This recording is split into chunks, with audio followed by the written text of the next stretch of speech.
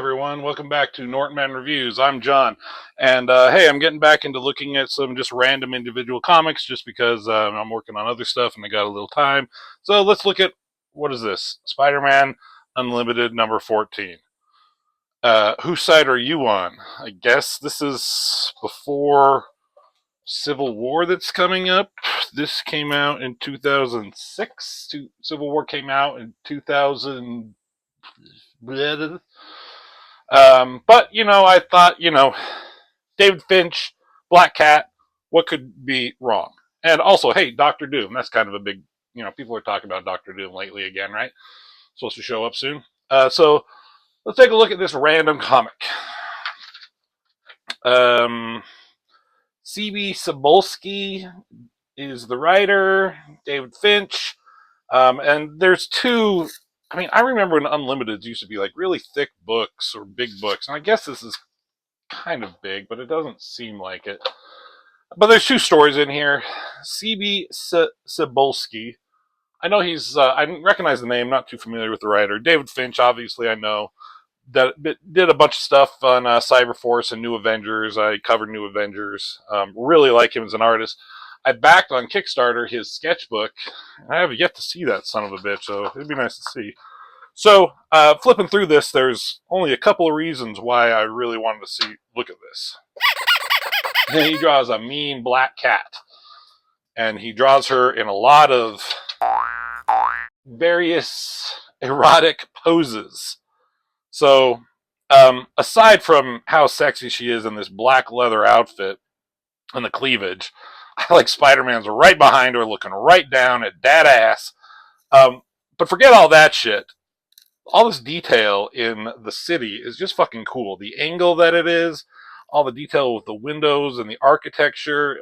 That motherfucker took the time. So good for him. Black Cat talks about, enjoying the view, and look at him. Like, he's just like, he took the opportunity because the writer told him to take the opportunity. But he's just like following her around, and he's always thinking of Mary Jane. He's got Mary Jane at home, but he gets to follow her around. So, poor Spider-Man, huh? Woe is me. I'm a superhero, but I'm sad because I have to follow this villain. So she basically is taking him on some heist, and he's like, wait, what, why? And, can you run that by me again? Oh, yeah, he yelled out her name. She's like, shut the fuck up, bro. Like, I have a secret identity, too. It's like, sorry. So, anyways, she wants to go steal something from the Latvian embassy. And that's where Dr. Doom is at, supposedly. He's like, wait, why are we doing this? And they had some kind of deal. They talk about, like, you owe me one. He's like, okay, but that doesn't mean I'll just do anything. She's like, we need to steal something. You can't ask me what or why. Just trust me on this. So she flashes her ass again at him, and off they go. And he's like, okay, I'll follow you because I'm Spider-Man and I'm sad. I don't have anything in the world, but I'm sad. So I took the opportunity with Spider-Man there, as you should, but looking down her boobs, and they're making some kind of comment about that's where she has to store her tools because she chooses to wear a skin-tight leather outfit. It can't be real leather, right? She couldn't, like, jump around like she does in that thing. Anyways, so pick a lock, going down the elevators. Again, great detail. Again, great art and perspectives. It's a fun, just little simple story. Spider-Man's tingle goes off, and they're being attacked by whatever. Dr. Doom is not going to just leave shit around unguarded. Robot bug things, or just robots. Oh, the bug things are down here. Fire, more bug things, and then the tingle goes off, and he hears an ominous voice. And who the fuck is it? It's Doom! Pardon me. Dr. Motherfucking Doom. Tony Stark himself. Robert Downey Jr. himself. Whatever. Badass picture, isn't it? Took the opportunity with the splash page just to draw a very cool, menacing picture of Dr. Doom. And I'm here for it. To quote my brother Rob, I'm here for it. The shine on the metal and all that, whether it's David Finch or the inker David Meeke. Whoever did that, I don't know, but whoever did it, they get a thumbs up from me. So Doctor Doom shracks at them. Spider-Man comes in and wangs them. She scritches at him and shricks him, but that doesn't do much, and he just smacks her. So they're like, they're trying to fight Doctor Doom, but he ain't fucking no pushover. Right? Spider-Man comes jumping in and says, open wide. He has his fucking fingers out. Oop. And shoots webbing inside his mask. And then she pulls it off. Somehow. I mean, does she have super strength? I know in the Spider-Man cartoon, she got a little bit of super strength, right? But would she be able to pull off a fucking mask?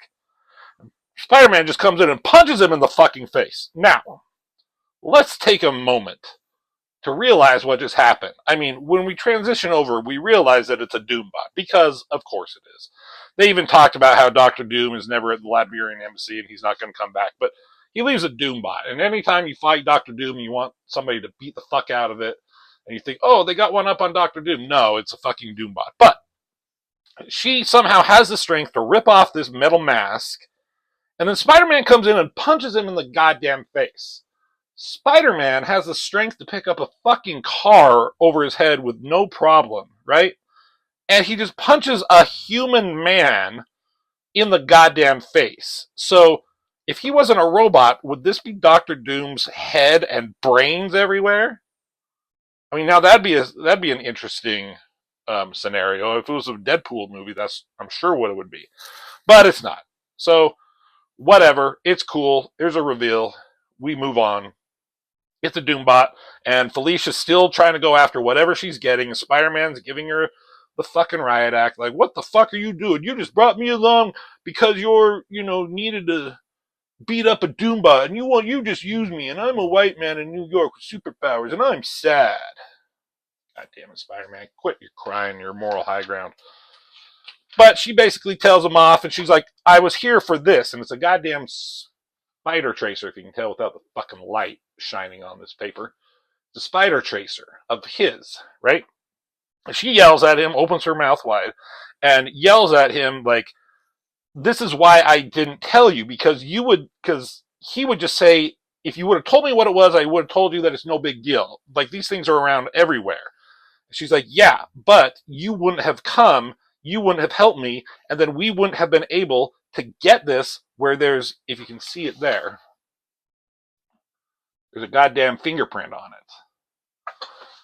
And she basically says, some of these guys like Dr. Doom and other big villains, they look at the big picture, but somebody somehow found this and is trying to figure out Spider-Man's identity. So that's what she was after.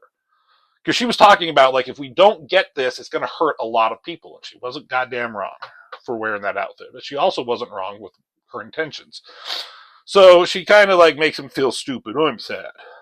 So we go and there's what the fuck is this thing? Like, it's this poster in the middle of it, but it's like, you can't even, like, take it out to look at it without tearing it out of the staples, potentially damaging your book. Now, am I going to give a shit about this book anymore after this? Not really. So we're just going to yank it out and take a look at it. What is this? It's a map. Kingdoms of Brightvale and Meridell. PlayStation 2. Fuck off. Anyways, back at home, sad Peter Parker is with his hot-ass fuck redheaded supermodel wife in her goddamn lingerie, and she basically says, come stick your spider fingers in me. Because he's sad. Because he has all the reason to be sad. But she basically does tell him to stick his fingers in her. I mean, not to be impolite, but she says, why don't you come to bed and leave your fingerprints in places no one else will find them? Yeah. So, running around all night with hot as fuck Black Cat in her, I almost said Black Panther, Black Cat in her black leather and come home to his barely clothed, red-headed supermodel wife. And that's the end. So, it's fun. How much did I pay for this book? $2.99. That's not bad, even back then. For just a simple, fun little storyline. I'm sure David Finch was like, oh, I get to just draw some, like, hot as shit, like I almost said Black Widow. Black Widow, Black Cat, Black Panther. What's the fucking difference, right? But he gets to draw hot as fuck Black Cat in this hot as fuck outfit, and where I'm sure he made a hefty profit selling the original art of this shit.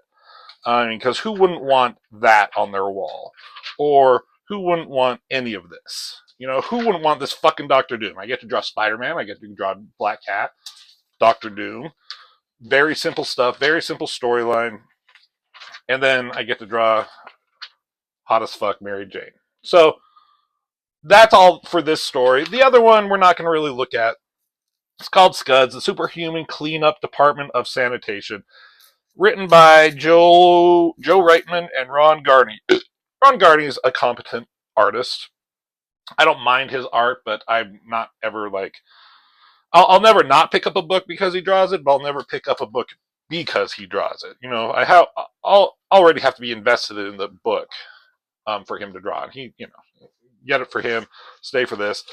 And this is just like some twerp, some kind of nobody dude who basically has to clean up after superheroes, and he's fucking, you know, another white man in New York, and he's sad. And he has to clean up shit, clean up webs, and there's fucking Iceman's ice. So he's like, oh, he fought Sandman, and Iceman must have helped. So, whatever. And he's pissed off because no one acknowledges him. Oh, I'm sorry. I'm a white man. No one sees me.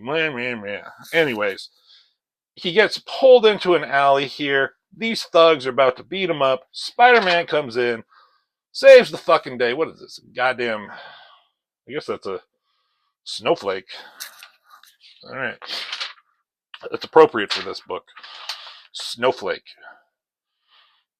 Beats up these guys, whams them there, cracks them there, whips them up, and just takes off. You know, so he saves the sanitation dude. This guy's mad, kicks this guy in the stomach, and he's still pissed off. Like, he didn't even acknowledge me. He just left. And there's Wolverine in his fucking boxers, because that's what you want to see. And then, but outside his window, he sees that Spider-Man left him a little, like, a goodie basket. You know, it says, Merry Christmas, and I hope you like the cheese. It's from France. So he did acknowledge him. Spider-Man, being a good guy, he acknowledged that this guy has been following him, not following him around. It's his job to clean up after him. And I guess this guy collected his turd. No, I think it's Sandman's sand for some reason. And here he is. There's a closet of all the villains, like, weapons he's been collecting. Pumpkin bombs. I don't know what that is. Looks like soda pop. Dr. Octopus tentacles, Kraven's outfits and weapons, and Punisher's weapons, I guess? Does Punisher go around putting skull stickers on his guns? But now he has shit sand, and he says, soon I'll have everything I need to clean up this city's bug infestation. So there was that. Did that story amount to anything? I don't know. Basically, I don't want to know. This is what we came for. Dr. Doom, Black Cat, David Finch, and Spider-Man book. So there it is. Thanks for watching, and let's look at some more books while I got the time. Make sure you hit that thumbs up and like the video. You know, I crave the likes. I need the likes. And as always, I will see you in the next video.